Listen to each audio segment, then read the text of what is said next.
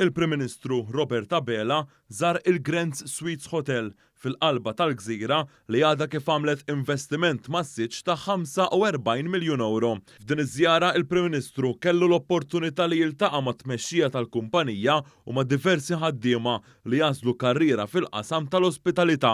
Il-Prim Ministru innota il-fiduċja qawwija li għandu l-imprenditur Malti f'pajjiżna u li wrija permezz ta' reżiljenza li kompla juri f'ċirkostanzi internazzjonali li ġabu magħhom sfidi bla preċedent. Dan il-kuntest ta' fiduċja f'pajjiżna kompla jiġi ikkonfermat permezz ta' ċifri maħruġa mill-Uffiċċju Nazzjonali tal-Istatistika li wrew is-sens qawwi ta' ottimiżmu għaż-żmien li ġej.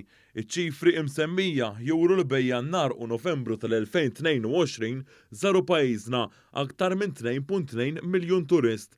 Din il-figura hija qrib iċ-ċifri tal-2019, is-sena ta' qabel il-pandemija u li hija meqjusa bħala sena rekord għat-turiżmu.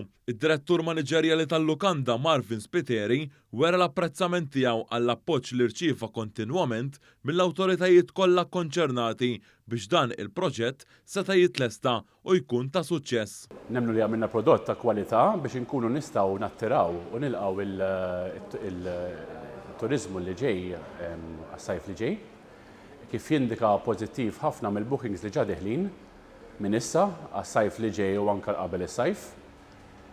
U nemmnu li fi żmien qasir m'għandniex għalfejn ndumu biex is-saħħa ta' turizmu li kien hawn qabel il-COVID terġa' tirranforza ruħha u nerġgħu niġu għaż-żmien ta' 2019. Il-ħsieb wara din il-lukanda li hija magħmra b'231 kamra kien li toffri ospitalità differenti bilan li t-turisti li jaslu din l-akkomodazzjoni jagħmlu użu mis-servizzi ta' kwalità li toffri din il-lukanda.